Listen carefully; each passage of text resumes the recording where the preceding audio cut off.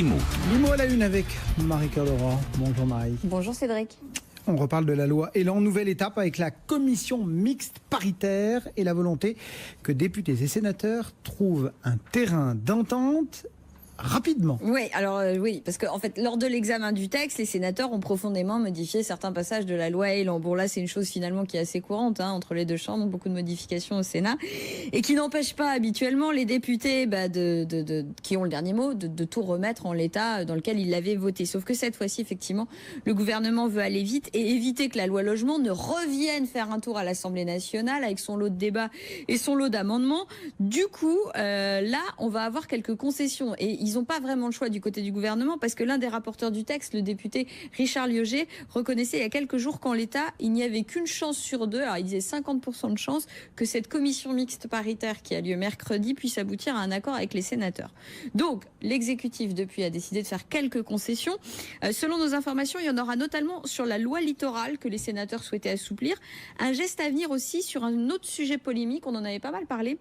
Vous savez, cette part de logement neuf directement accessible aux personnes handicapées. La version du gouvernement fixait cette part directement accessible à 10%, le reste devant être évolutif et adaptable rapidement via des travaux simples. Le Sénat avait relevé ce seuil à 30% de logements neufs immédiatement adaptés. L'exécutif va couper la poire en deux.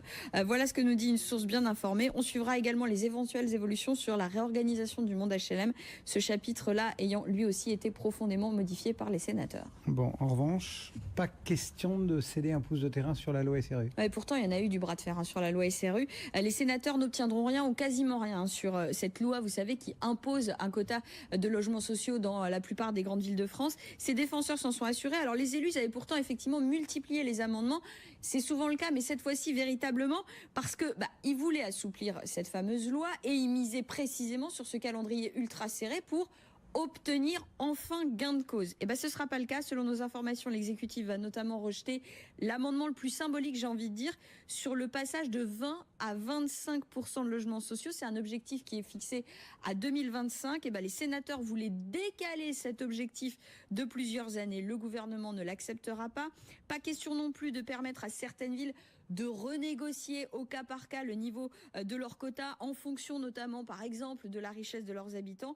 La loi sur les logements sociaux ne sera pas vidée de sa substance, c'est ce que m'expliquait l'un de ses plus fervents défenseurs. À quelques détails près quand même, parce que comme le souhaitaient les sénateurs, le gouvernement va tout de même permettre à certaines villes, à titre expérimental je précise, mais permettre à certaines villes de mutualiser leurs objectifs, histoire effectivement d'alléger la charge pour certaines villes qui ont un peu du mal